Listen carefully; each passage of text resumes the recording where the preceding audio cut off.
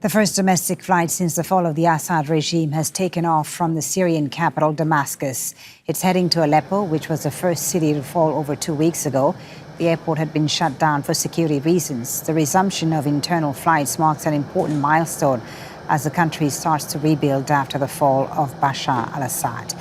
Meanwhile, Jordan has announced that it will reopen its northern border crossing with Syria to truck traffic. The crossing was closed earlier this month, shortly before Bashar al-Assad was removed from power. Jordan says the flow of goods and freight traffic between the two countries will now resume. Syria has cancelled all fees and stamps previously required to enter.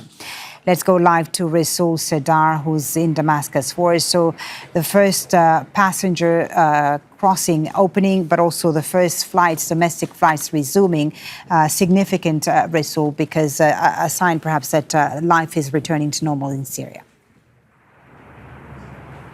Indeed, it is one of the most important indicators that how the life has so quickly is coming back to normal. So this is the first flight from the capital and the largest city, Damascus, to the country's second largest city, Aleppo.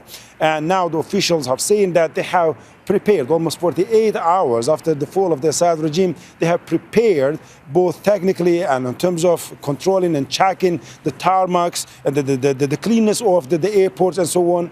And they said that finally they made it to the 18th of December, which is just 10 days after the fall of a regime that lasted for more than half a century. And then now they're saying that there will be more international flights in the coming days. However, the main question here, when the international flights are going to resume. For that, the officials, the new administration, are saying that they want to resume that as soon as possible. However, it's not only up to them, so the destinations, the countries also need to approve that. And according to the Association of European Aerospace, they say, well, the realistic timeline will be March 2025. Right. And we also have the Jordanians announcing the reopening of the northern border to trucks. How important is that for Syria?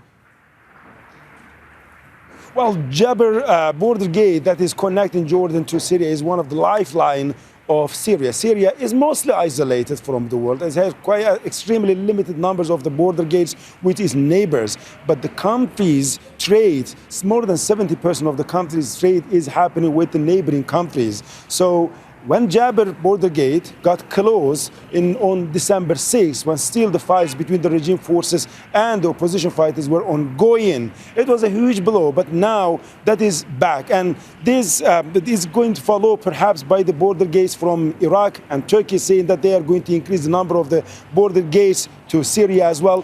So Syria is in a dire economic situation, and in some cases you are still seeing the lack of the lack of or inefficiency of some of the goods.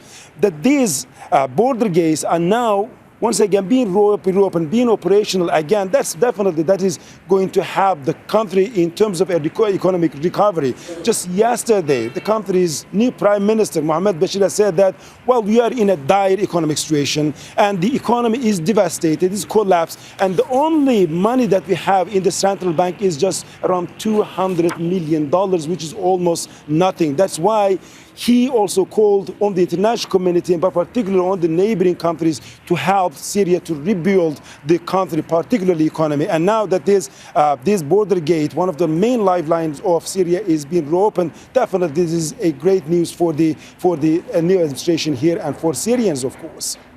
Resul, thank you very much for that. Resul Serdar with the latest there from Damascus. Make sure to subscribe to our channel to get the latest news from Al Jazeera.